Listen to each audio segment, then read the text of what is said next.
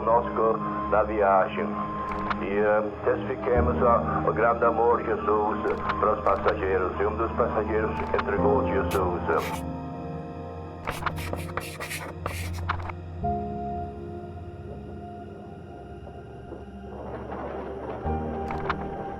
E de repente veio do céu um som, como de um vento veemente e impetuoso, e encheu toda a casa em que estavam assentados, e foram vistas por eles línguas repartidas, como que de fogo, as quais pousaram sobre cada um deles. Ao pensarmos em Pentecostes, é impossível não nos lembrarmos de Atos 2, um dia marcado por Deus para inaugurar a história da igreja há mais de 20 séculos. Um dia em que o Espírito Santo desceu sobre os discípulos para revesti-los de poder, para que o Evangelho chegasse até os confins da terra. E ele chegou. A experiência pentecostal e a manifestação dos dons sobreviveram por todos os séculos da história cristã, de Jerusalém às nações, dos Estados Unidos ao Brasil, do Pará ao Ceará, de Itapajé à Fortaleza.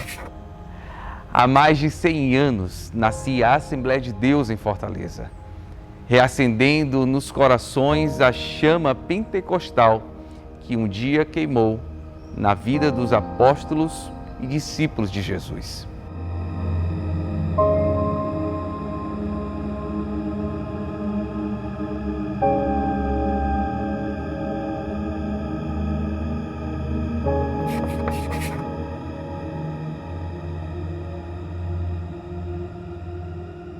A gente pode estabelecer como marco inicial do pentecostalismo Atos, capítulo de número 2. Após isso, nós temos séculos de história com um rastro de manifestações pentecostais e de cura divina, de falar em outras línguas, mas quando nós falamos de um movimento pentecostal, o movimento moderno do pentecostalismo, nós temos alguém que é considerado o pai do pentecostalismo moderno, que é justamente Parham. Parham, que foi um professor seminarista, né, que no início do século XIX, ele começou a introduzir nas suas aulas o estudo sobre santificação e cura divina. E através disso começou a ter os primeiros batismos com o Espírito Santo. Parham preparou uma escola bíblica, Betel, e reuniu pessoas que estavam envolvidas no ministério. E tinha encerrado um ciclo de estudos com os seus alunos, e ele deixou uma tarefa para os seus alunos. Estudem Atos e encontrem para mim qual é a evidência bíblica do batismo com o Espírito Santo. Eles encontraram uma conexão de que o batismo no Espírito Santo ele era evidenciado por um critério objetivo. E esse critério objetivo era justamente o falar em outras línguas. Parham fez também uma outra escola e tem algo extremamente importante para a história do movimento pentecostal nessa outra escola. Que era onde Seymour estava. E aí ele se inscreveu nesse seminário, nessa faculdade. Ele estava sujeito a um momento crítico nos Estados Unidos. Uma dessas restrições era que um aluno negro não podia estudar junto com alunos brancos. Em 1906, Seymour ele é agravado com uma varíola que deixa ele cego de um dos olhos. Então ele tinha dificuldade da cor da pele, ele tinha a questão da visão que limitava ele bastante, mas isso em momento algum foi impedimento para que ele propagasse a mensagem pentecostal. Com o desenvolvimento da história nós chegamos à tão conhecida Rua Azusa. E é justamente ali na Rua Azusa, número 312, que se dá o pontapé inicial, embora com todas essas dificuldades que Seymour estava enfrentando, lá se torna um marco simbólico, né, do pentecostalismo, e não só do pentecostalismo, mas do protestantismo em si. A proposta não era uma igreja, era um lugar onde os crentes se uniam para buscar o poder do Espírito Santo de Deus. Desde curas de doenças que não se relatavam na medicina, até mesmo sobre milagres de restauração de famílias, sobre milagres, sobre até mesmo de gente que estava à beira da morte e que voltou à vida, sobre coxos andarem, sobre surdos ouvirem, sobre cegos enxergarem. Então, realmente, ela se torna um marco dentro do pentecostalismo, do protestantismo atual. E chegam nos Estados Unidos, Daniel Berg, Gunnar Wingre, jovens. Eles tiveram um encontro com um senhor chamado Adolf Gruden. E nesse encontro, Deus usou Adolf em profecia e falou para eles que Deus os estava chamando para pregar o evangelho em plenitude em uma terra chamada Pará. O coração deles estava totalmente voltado a cumprir essa missão e essa revelação que foi dada por Deus.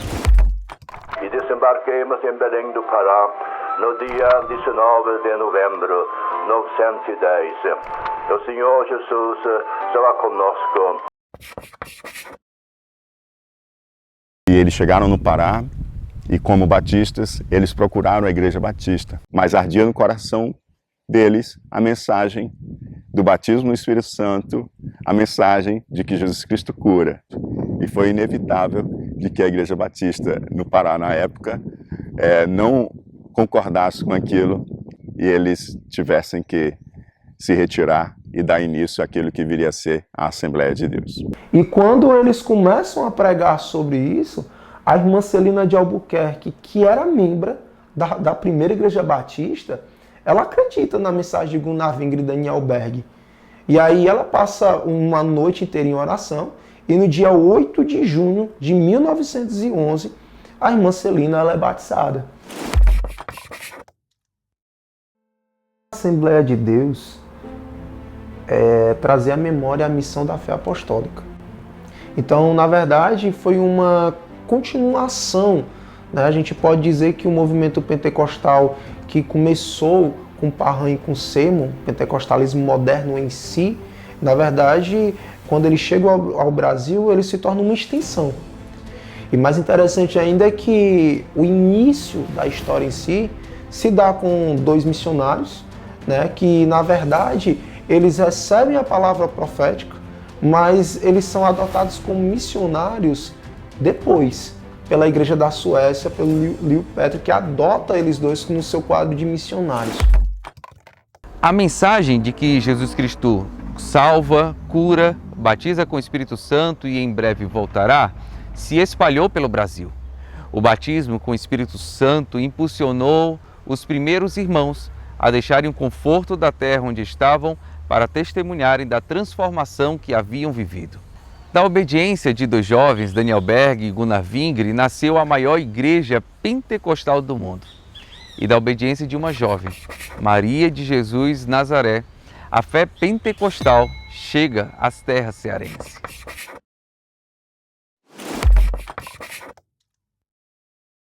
A irmã Maria de Nazaré, ela logo impulsionada por essa chama pentecostal, a mesma chama que impulsionou os pioneiros, né? Gunnar Wingre e Daniel Berg. Ela pensa o quê? Olha, os meus familiares precisam conhecer essa sensação maravilhosa que eu também estou sentindo. Então a ideia dela era chegar aqui realmente no Ceará e trazer essa mensagem para seus familiares, para que eles também pudessem viver esse sentimento bom e essa experiência maravilhosa que ela estava vivenciando. A acolhida não foi como esperava, como era de praxe, uma pessoa falando de um movimento novo, né, de uma fé cuja graça transbordava. Então os familiares não acolheram e ela foi direcionada por eles mesmos para o Sítio Santana, onde ela encontra o pai Salles. Ela vai realmente atrás de buscar ajuda.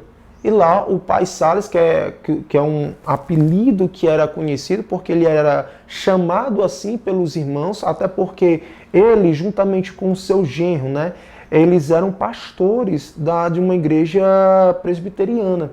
É tanto que ela faz todo esse trabalho de desbravamento, vê a igreja fundante crescendo, se erguendo, e ela já aciona, né, a liderança que está em Belém do Pará para que envie um pastor porque ali nascia uma igreja, como de fato, com a chegada do pastor Adriano Nobre. Pouco tempo depois, em julho, já estava celebrando o primeiro culto oficial lá, além de fazer o mais importante, trazer a mensagem. O segredo é o Espírito Santo, porque nós cremos que Jesus é mesmo ontem, hoje, para sempre.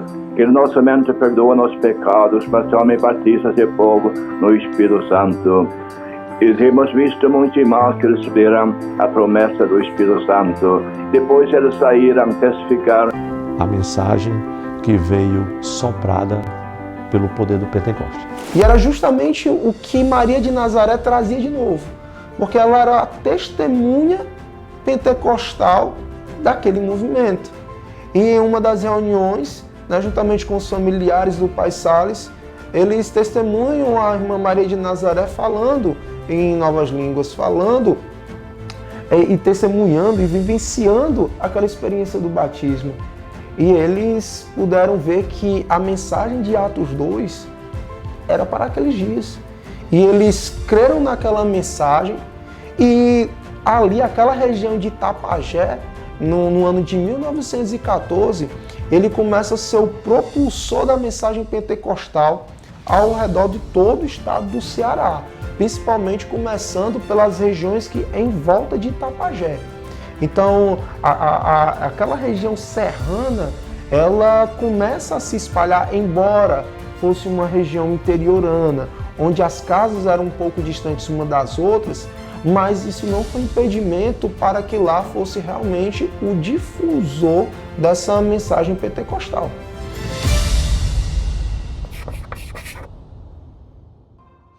Louvai ao Senhor, porque Ele é bom e a sua misericórdia dura para sempre. É o que lemos no primeiro verso do Salmo 118. E esse já seria o motivo suficiente para que o louvor a Deus fosse parte constante da vida de cada discípulo e da história da igreja. É após tocarem as trombetas que as muralhas de Jericó caem e dão vitória ao povo de Israel. É quando Davi toca a sua harpa que Saul é inundado pela paz que vem somente de Deus. É enquanto Josafá e todo o povo louvam ao Senhor que ele confunde o exército adversário, fazendo com que Judá triunfe sem precisar lutar.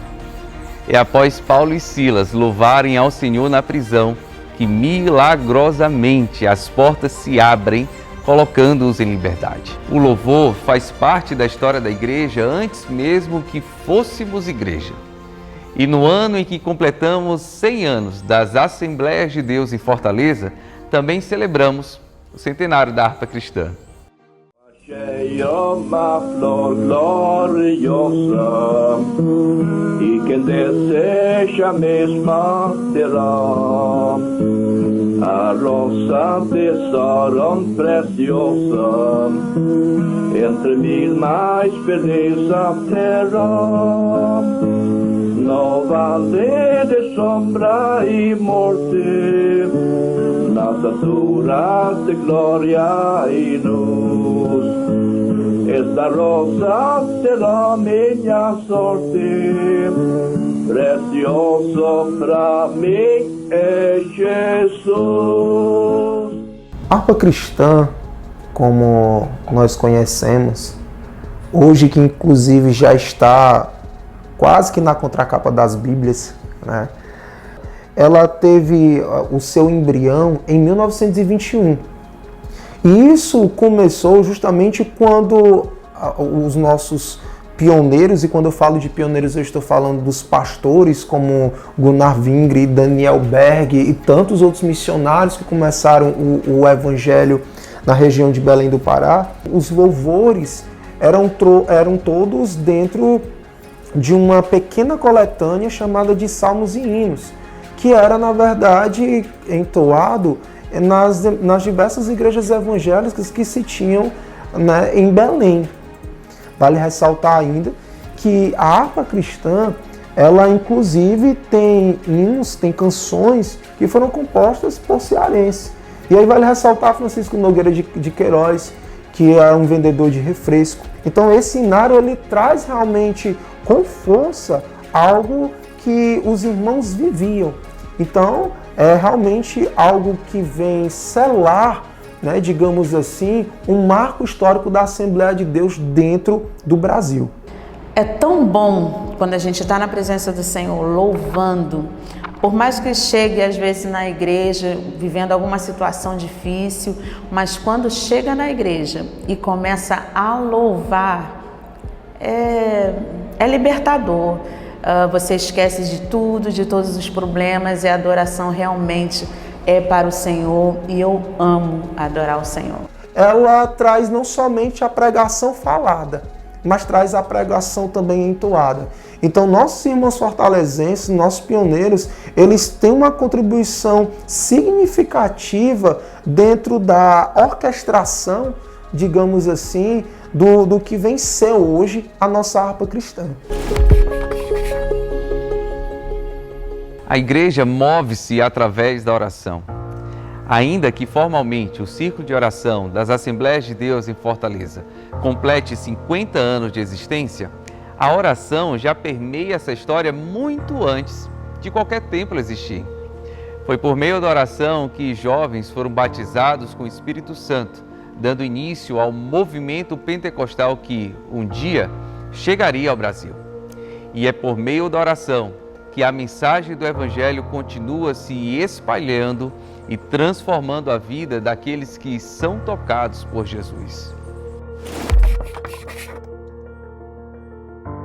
A Assembleia de Deus no Brasil iniciou o ciclo de oração no ano 6 de março de 1942, com a irmã Albertina, a qual a sua filha estava muito doente, e ela convidou algumas amigas para se reunir com ela e fizeram um círculo. Engraçado que elas fizeram um círculo e ficou chamado Círculo de Oração. Vamos orar por mim. E Deus se fez presente e curou a filha dela. E tudo isso aconteceu na cidade de Recife e não parou mais. A oração sempre foi um dos sustentáculos da vida e da história da igreja. Os nossos irmãos pioneiros entenderam desde cedo que tudo o que acontece em nossa vida deve ser inicialmente gerado em oração. E foi por assim entender que uma mulher, irmã Dália, no ano de 1962, ela trouxe de Recife o círculo de oração para Fortaleza. Irmã Dália reuniu um grupo de 8 irmãos e estavam ali incessantemente buscando a presença do Senhor. Ela liderou o círculo de oração em Fortaleza por longos anos, mas após foi sucedida pela irmã Rita Azevedo. E o círculo de oração foi crescendo, foi se espalhando em todas as igrejas na nossa cidade. E na Estação Alencarina, o círculo de oração teve início também pela iniciativa de uma mulher, irmã Maria Viana, que reuniu um grupo pequeno de mulheres na sua própria casa para buscarem aquele que tem todo o poder, buscarem ao nosso Deus que ouve e responde às nossas orações. E no ano de 1972, um ano após o lançamento da pedra fundamental da nossa igreja, foi oficializado o círculo de oração na AD Cidade. E de lá para cá, nós temos continuado perseverando em oração, clamando ao Senhor por tantas causas, por tantas vidas e vendo os frutos, as respostas às nossas orações. Nós temos buscado a presença do Senhor, passando para as próximas gerações, que a oração deve ser uma prioridade na nossa intimidade com o Senhor. Quantos milagres são contados, quantas vidas curadas, pessoas com câncer na cabeça, câncer no seio, no útero, e chegam ali e contam, olha, eu coloquei meu pedido de oração dentro daquela caixinha, ora, cara. E Deus tem operado assim poderosamente. Jesus curou minha filha, Jesus abriu uma porta para o meu filho, e a gente vê ali a manifestação do Espírito de Deus, testemunhos sendo contados, assim que a gente não se contém de tanta glória, de tanto poder na presença do Senhor. É muito maravilhoso estar na presença de Deus ali no círculo de oração. Eu amo o círculo de oração. Esse é apenas o primeiro capítulo dessa história. Já se passaram 100 anos e a mensagem simples do Evangelho continua sendo pregada. Nossos cultos continuam sendo sustentados em oração. Jesus continua procurando verdadeiros adoradores que adorem ao Pai em espírito e em verdade. E nós continuamos sendo convocados para sermos discípulos que anunciam que Jesus Cristo é o único que tem poder para salvar. Aquele que leva a preciosa semente, andando e chorando, voltará sem dúvida com alegria, trazendo consigo seus molhos. A caminho do novo campo evangelístico, Gunavinga e sua família aportam e observam de longe a cidade de Fortaleza. É nesse mesmo período que as primeiras sementes da mensagem pentecostal estão sendo compartilhadas através da missionária Esther e Ingrid Anderson. Mas é com a vinda de Antônio Rego Barros, enviado para dar assistência aos recém-convertidos na terra cearense, e com João Luiz e Luiz Santana, que foram incendiados pela chama do Espírito Santo em Belém para compartilharem a mensagem pentecostal com seus parentes no sítio Tunga, que a semente da mensagem pentecostal começam a germinar.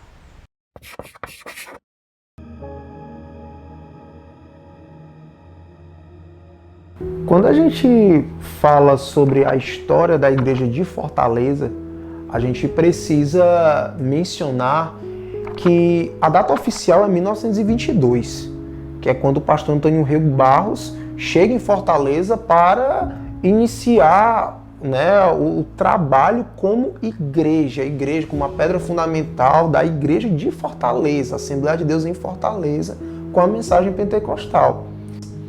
E durante esse período de 1921 até 1922, Esther Anderson ela faz um trabalho sozinha, um trabalho realmente de começar ali as primeiras anunciações das boas novas da mensagem pentecostal.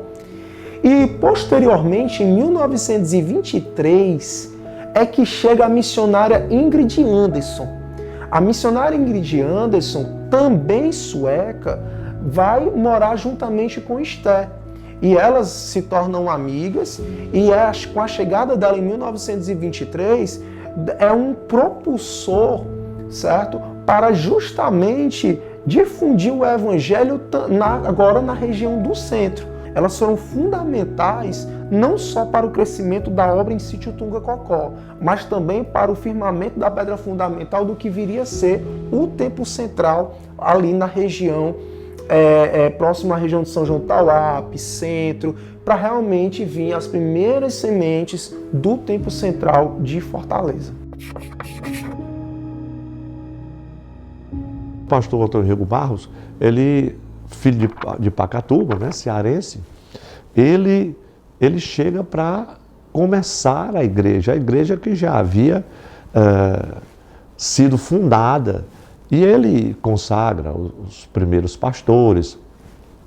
Ele começa um trabalho em 1922 muito vigoroso, porque ele chega em Fortaleza e começa os primeiros cultos.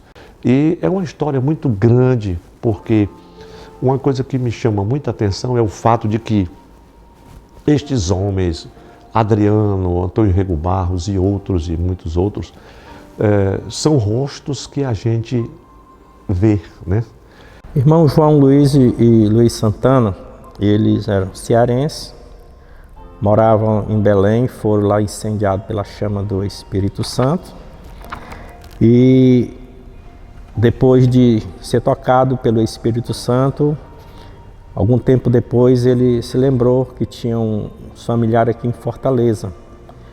E então colocaram no seu coração de vir a Fortaleza para evangelizar os seus familiares. Então ele se deslocou para Fortaleza, chegando aqui em Fortaleza no cais do Porto, Fortaleza, ele se dirigiu direto para o sítio Tunga. Os seus familiares aceitaram a Cristo, os vizinhos, algumas pessoas que estavam aqui no sítio Tunga, que moravam aqui nessa localidade. Porfírio foi um instrumento de Deus para ele, morando nessa região, morando aqui no sítio Tunga, ele doou um terreno para posteriormente ser construída a congregação de Parque Buenos Aires, que é a congregação do Cocó. Com o relatório dos nossos irmãos Luiz Santana, os irmãos Santana, os missionários Gunavinga e Daniel Berg enviaram o irmão Antônio Rego para Fortaleza, tendo esse vasto relatório e conhecimento de que muitas pessoas estavam aceitando a Jesus aqui nessa região do Cocó, Sítio Tunga. Então, o irmão Antônio Barro veio para Fortaleza.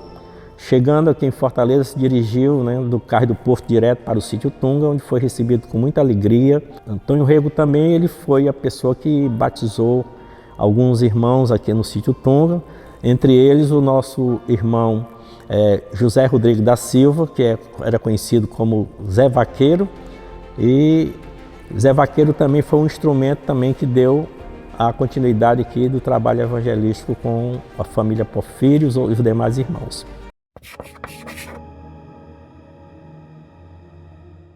Bruno Skolimowski, lembrar primeiro que ele não era brasileiro, ele era um polonês e ele veio para o Brasil justamente com, na verdade, um intuito muito de firmar as estacas do evangelho dentro da cidade. É tanto que quando Bruno chega em Fortaleza, o então Antônio Rego Barros, ele já havia apresentando sinais já de doença.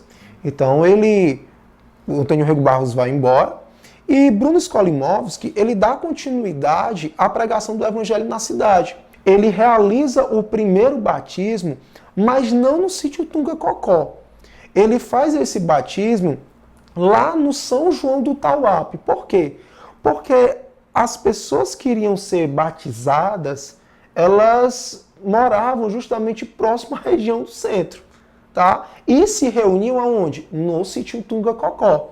Então, até mesmo por uma questão de locomoção, a Lagoa do São João do Tauape foi escolhida para poder ser realizado esse batismo.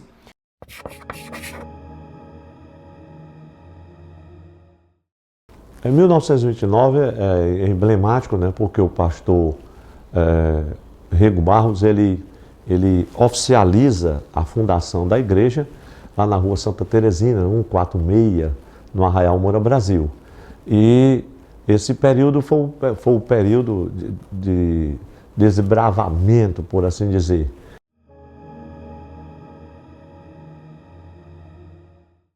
O irmão José Vaqueiro, como a principal liderança da congregação de Cachoeirinha à época, só foi então estabelecido como o primeiro dirigente da congregação no período da inauguração do primeiro templo, em 1945. Na época, o líder da igreja, o pastor José Teixeira Rego, então imposta o diácono José Rodrigues da Silva como o primeiro dirigente da congregação de Cachoeirinha, hoje congregação de Padre Andrade. Ele, juntamente com a sua esposa, a irmã Ana, continua então fazendo esta obra, e em sua ação pastoral, o pastor José Vaqueiro se encaminha até o ano de 1969 como dirigente desta congregação, à época passando o trabalho então para o pastor José Deusdedito de Farias. E aqui na região, seu ministério foi um ministério que podemos dizer de graça e muito poder do Espírito Santo, que é muito conhecido não só na capital, mas no interior do estado, as grandes realizações do Espírito Santo na vida dele, seu ministério, curas, libertações, milagres. Um dos fatos, testemunhos mais conhecidos em nossa comunidade é da irmã Raimunda Farias. Essa irmã, depois de enfermar, ela veio a óbito e no culto fúnebre, onde ela já estava dentro do caixão, sentiu de Deus o pastor José Vaqueiro de fazer uma oração pedindo ao Senhor que ressuscitasse a querida irmã. E naquele mesmo momento, para surpresa e gratidão a Deus por todos os irmãos que ali estavam, ela dentro do caixão retornou à vida, ressuscitou, e conta o testemunho que ela ainda viveu 40 anos entre familiares e irmãos da sua igreja. Esse período foi o período de desbravamento, por assim dizer.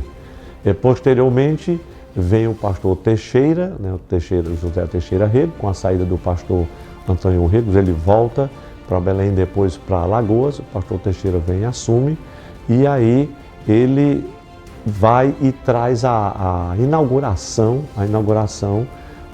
ou traz a igreja mais para o centro, aluga-se ali um galpão, mas depois é oficializada a inauguração do Templo Central, já 1º de maio de 42, depois da igreja mãe em Itapajé, que eu chamo a igreja mãe da origem, mas a igreja mãe da expansão é Fortaleza.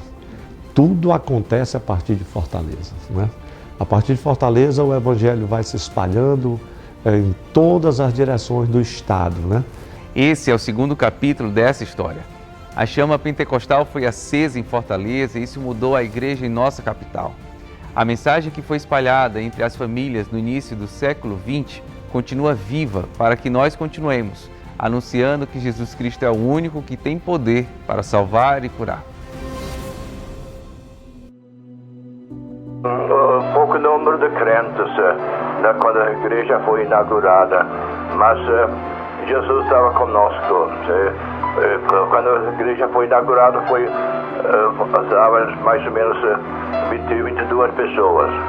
E o Senhor Jesus tem continuado a derramar suas ricas bênçãos sobre o seu povo. E agora tem uma grande igreja em Belém do Pará, com cerca de 6.000 membros.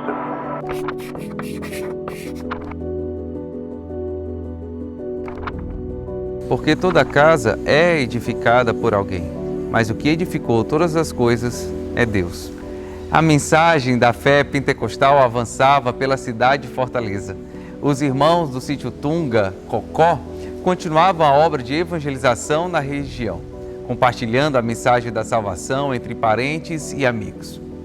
Após 25 anos de evangelização, é construído o primeiro templo, feito de alvenaria, no dia 23 de dezembro de 1947, na Rua Filadélfia, 564.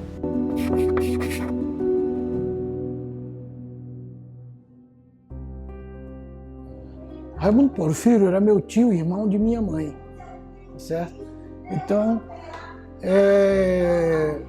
tio Raimundo, como nós costumávamos chamá-lo, ele foi quem doou o terreno, aquela ponta lá do sítio Tunga, para que fosse construído o templo do Cocó, atual Parque Buenos Aires, né?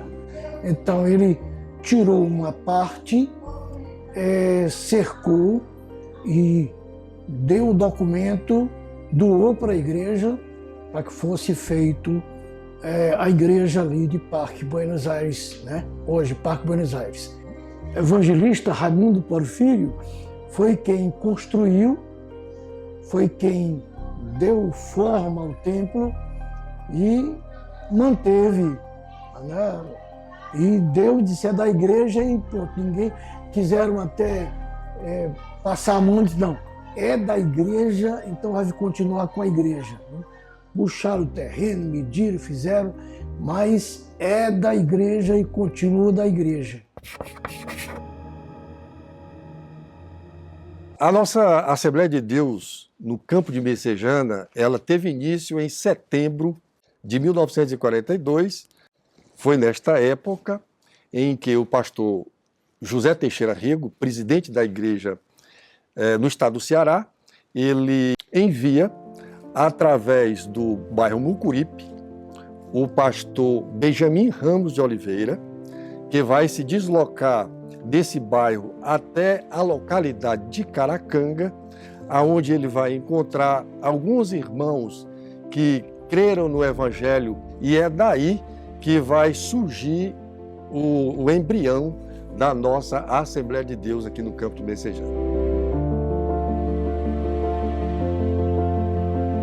O pastor Pedro Cavalcante Falcão tinha 10 anos de idade quando ele montou no seu pequeno animal de carga e se dirigiu à estação de Guaiúba, quando o pastor Emiliano Ferreira da Costa chega na Caracanga em 1942. Ele nasceu no 33 para 42, ele tinha seus 10, 11 anos mais ou menos.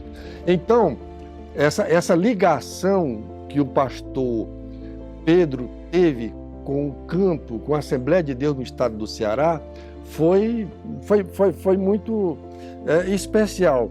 E o pastor Pedro era quem fazia todo o trabalho do interior do estado para a igreja, né? Com a igreja, com os pastores, às vezes pessoas mais velhas do que ele, aqueles pastores antigos. E ele era quem resolvia todo o problema. E ele orava a Deus dizendo: Senhor, não me deixa ser injusto. porque a justiça dói, a injustiça. Não teve uma cidade sequer do estado do Ceará que o pastor Pedro Cavalcante não tenha visitado, levado o evangelho e visitado os pastores. Algo que aconteceu assim, muito importante foi a construção do templo, que era uma coisa almejada, né? Porque até então era na casa da minha tia, na tia Marinha, e quando comprou o terreno, né? O terreno aqui, e o pastor Antônio Alves, e tudo era mato, né? Emiliano Ferreira da Costa, ele perguntou ao Antônio Alves, e ali era só mato, né? E nós estávamos construindo a igreja, não tinha casa vizinho, só tinha uma casa da irmã Maria Siqueira na frente, que era aquele sítio, e ali começou a obra, e o pastor Emiliano perguntou para eles o que é que ele ia botar dentro daquela congregação, porque só tinha mato. Ele perguntou até, fez uma brincadeira, perguntou se ele ia botar raposa. E o pastor Antônio Alves disse, irmão, vou botar aqui é crente, vai ser crente aqui. E na inauguração da igreja, quando terminamos de construir, que ele foi inaugurar, a igreja, irmãos, já estava com muita gente já. Ele admirou-se que ele foi para a inauguração, o pastor Emiliano, e o Antônio Alves foi arranjar esse povo todinho, Antônio, desse mato aqui. É porque a gente saía, né, nos cultos, nas casas, o Mano Nato com a radiolazinha, de sábado, na caminhonete, a gente ia dirigindo o culto e Deus abençoou e foi salvando alma. E o ídolo do Senhor foi pregado e muitas almas aceitaram Jesus. E era o esforço dos irmãos na simplicidade, porque quase não tinha carro, mas mesmo assim a força, a coragem, a determinação, o amor fez com que levantasse as colunas que hoje ainda permanecem, né? E isso foi muito gratificante para todos que de alguma forma, um pegou um tijolinho e cada um foi até levantar. E isso aí foi muito importante. O trabalho em Estação Alencarina, ele deu-se pela necessidade, né, de um pastor para evangelizar o nosso campo aqui, que eles limitaram, né, eles fizeram um limite, né, com a BR-116, com as praias, né, o mar, com o rio Cocó, até extremando o trabalho de Messejana. Então havia necessidade de se fazer um campo de evangelização. Com essa necessidade de fazer um campo, aconteceu na data do dia 22 de novembro de 1970, essa solenidade, né, de fundação desse novo templo, desse novo trabalho com a congregação lá do Cocó, né? Irmãos, eu faço parte dos 100 anos da Assembleia de Deus em Fortaleza com muito prazer, muita alegria, porque Deus tem me abençoado grandiosamente.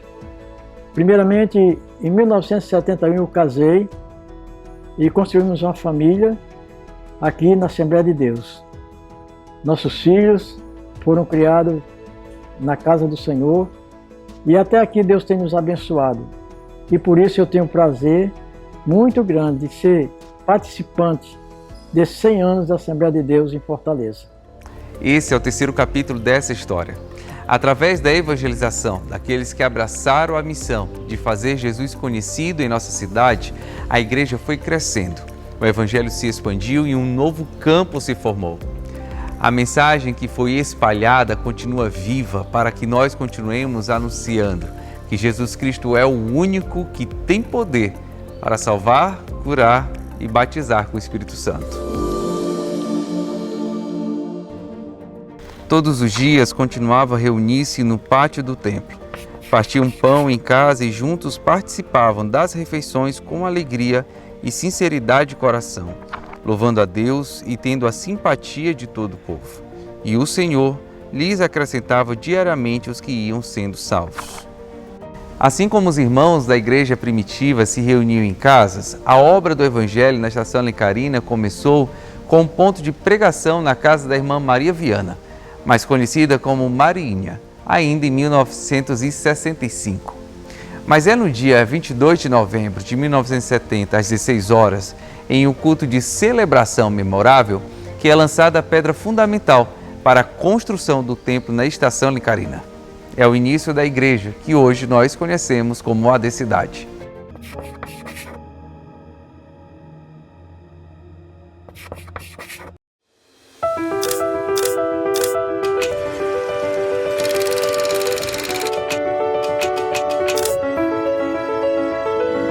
Pastor Emiliano da Costa, ele teve uma grande contribuição aqui para a nossa igreja, né, e principalmente também no estado do Ceará. E foi na sua época a particularidade em que a congregação de Parque Buenos Aires ela era a congregação lá do Templo Central, e ele foi quem liderou o desmembramento como lá o presidente da mesa diretora da convenção. Pastor Joaquim de Souza Lima, ele deu continuidade ao trabalho aqui de Parque Buenos Aires, Cocó, né? E expandiu a mensagem na região de Estação Alencarina, e aonde deu continuidade lá ao trabalho na casa da irmã Marinha. Lá a irmã Marinha cedeu a sua casa e lá ficou servindo como uma congregação, que chamavam a congregação, a pequena congregação de Estação Alencarina. Esse trabalho muito avivado, aí foi na época que o pastor Antônio Alves também assumiu e deu continuidade até ele começar a construir a congregação de Estação Alencarina. Esse nome Sítio Tunga, ele fazia referência, logicamente, ao nome do sítio, que a gente começou as primeiras reuniões. Então, até então, a igreja continuou com esse nome até mais ou menos a década de 70. Então, foram aproximadamente 50 anos conhecido como a congregação do Sítio Tunga. É importante citar e lembrar que o saudoso pastor Emiliano Ferreira, à época, ele tinha uma visão de que muitos imaginam que seria uma separação da igreja. A igreja iria se separar, iria enfraquecer a igreja. Mas não, administrativamente falando, o pastor Emiliano ele tinha uma visão de que, ora, eu fragmento para que aquela região recém-fragmentada ela possa ter um pastor local que ele pudesse dar uma maior atenção para que o trabalho crescesse e intensivasse a obra evangelística. Então, quando o pastor Emiliano Ferreira desmembra, no caso, o Sítio Tunga Cocó, e envia para cá o pastor Antônio Alves, a visão era de dizer, olha, o pastor Antônio Alves vai lá, mas não é para enfraquecer a região, não.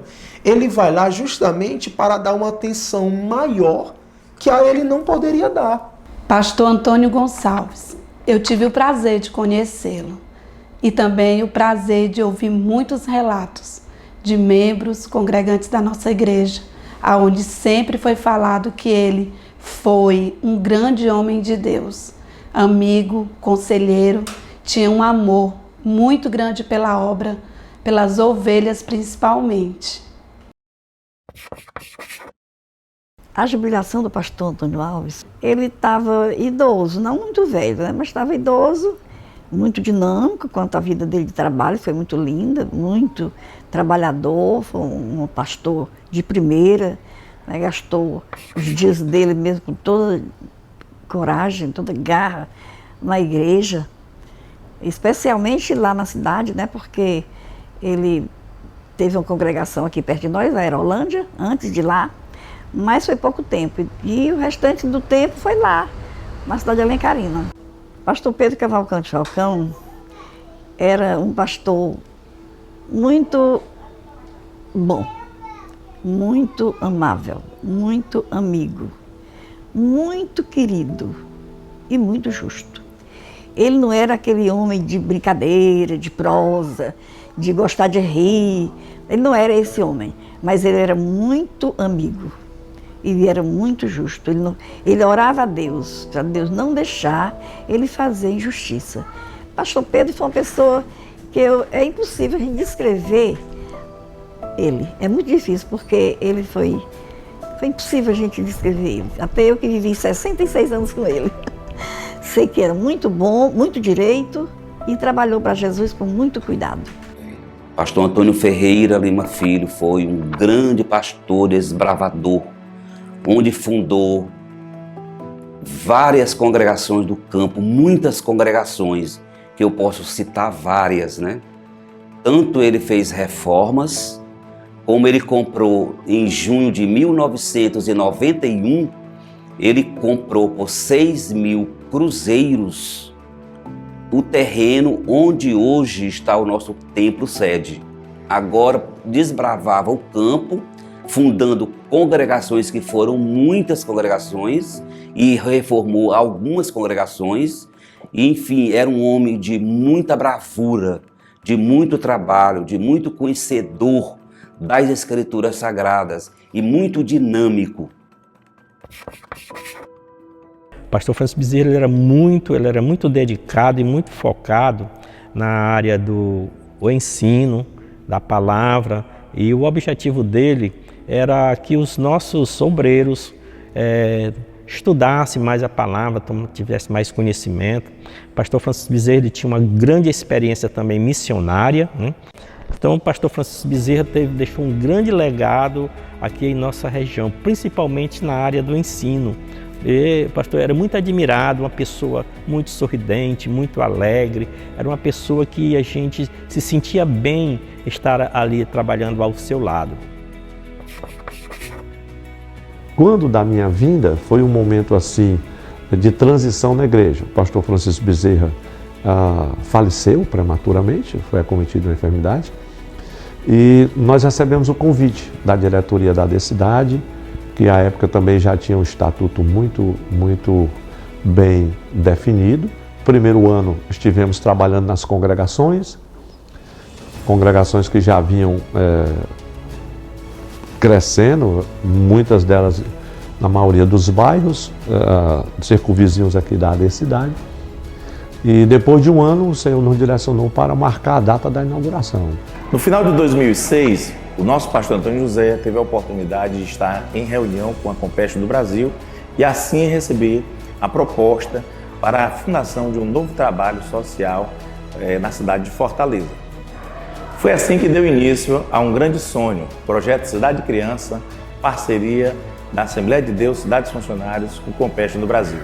Após esse encontro, nosso pastor Antônio José com a direção da Compeste e apresentada a proposta de uma nova parceria, nós lembramos de um terreno em que a associação tinha no bairro da Sapiranga, especificamente na comunidade de Cidade Nova. Eu tinha 10 anos de idade na época e por mais que fosse uma criança ainda, eu ainda lembro de algumas coisas, porque para mim foi um marco muito importante também.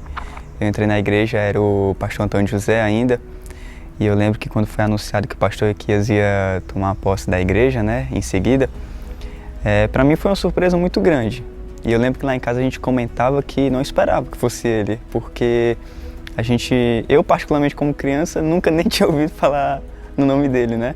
E aí quando foi o dia da posse, que ele subiu aqui, e subiu com ele juntamente a esposa dele, uma Daniele, eu fiquei muito feliz nesse dia, porque eu podia não conhecer ele, mas eu conhecia ela. E ela era minha professora na escola bíblica dominical, e a quem eu tinha já um contato maior e que eu sempre gostei muito dela.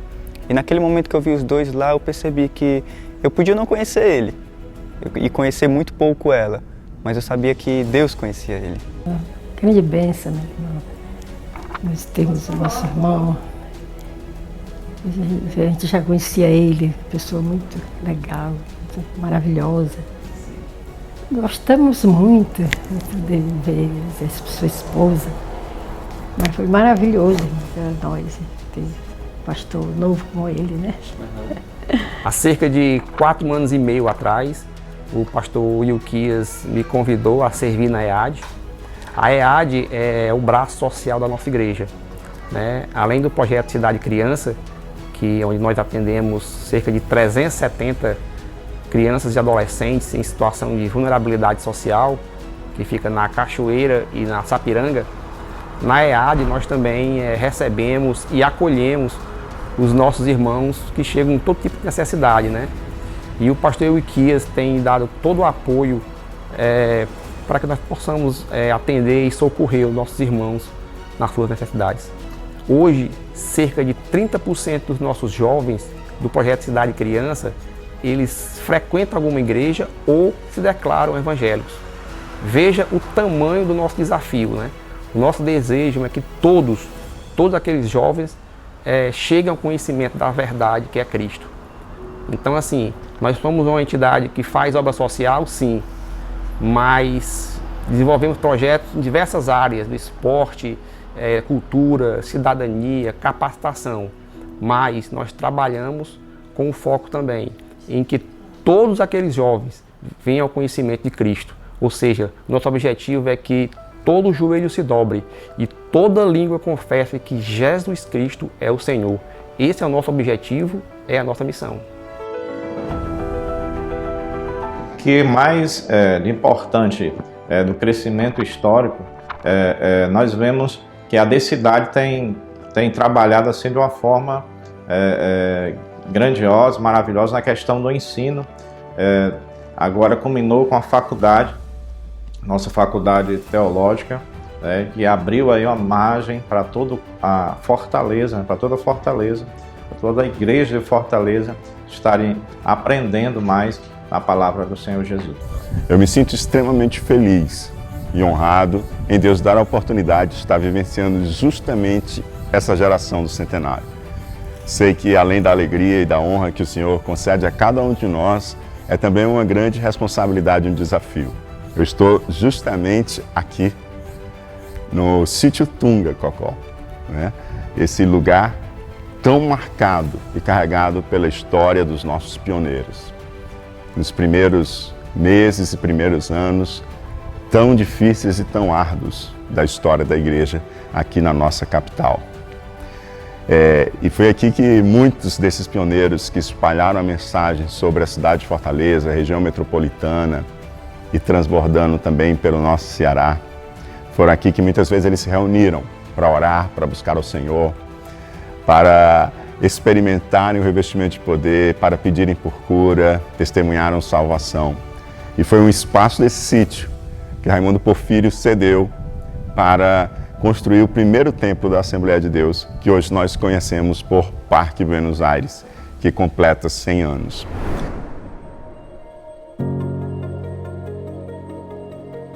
Eu agradeço ao Senhor por me permitir fazer parte da geração que está testemunhando o centenário da chegada das Assembleias de Deus em Fortaleza. Estar aqui é também lembrar de muitas mulheres que foram obedientes à voz do Senhor e não mediram esforços para caminhar nesse lugar e serem testemunhas de Cristo e falarem do amor do Senhor e alcançarem muitas vidas para Ele. É também lembrar que eu tenho compromisso de ensinar as próximas gerações a amarem ao Senhor de todo o coração, a serem fiéis a Ele e cumprir aquilo que o salmista nos diz no Salmo 145, versículo 4, que uma geração contará a outra geração a grandiosidade dos feitos do Senhor.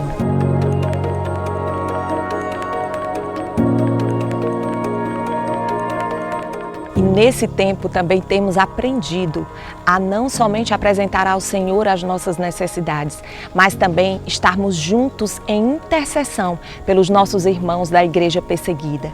E também em outros momentos lembrarmos não apenas de pedir, mas de agradecer àquele que tudo por nós executa. Debaixo de oração, sensibilidade para ouvir a voz do Espírito Santo e coragem para fazer o ID, como nos primórdios da fé cristã, a Decidade continuou a ir e fazer discípulos em todos os lugares, ensinando-os a observar todas as coisas que o Senhor Jesus tem mandado. Atualmente, a Decidade, através da liderança do pastor Ilquias Benício, tem por lema atingir um foco, que não é outra coisa senão o propósito para o qual o Senhor Jesus nos chamou, ser e fazer discípulos. Já se passaram 100 anos e enquanto Jesus não voltar, outros 100 anos estão por vir.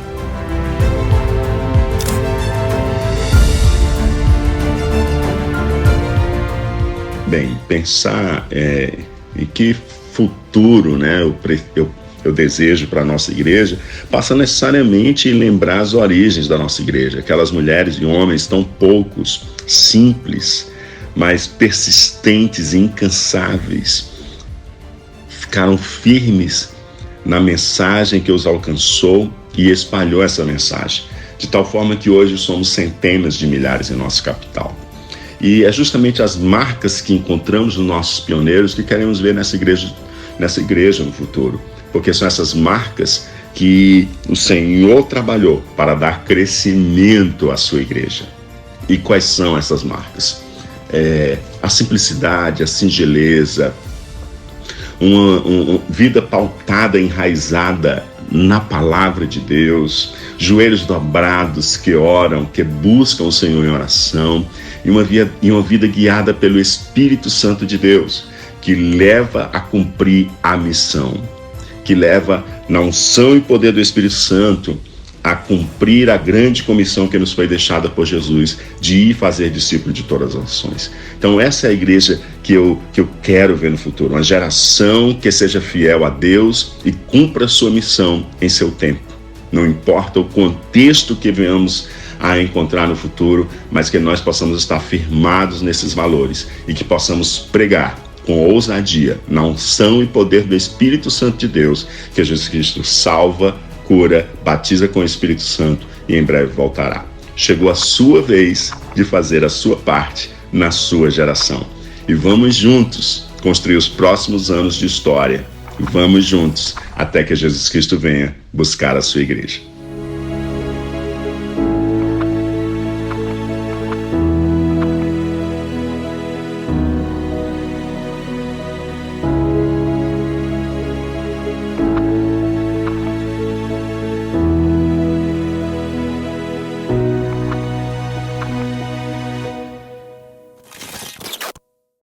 A história da Assembleia de Deus em Fortaleza começou há 100 anos e continuará sendo edificada pelo Senhor através das próximas gerações. Você faz parte dessa história.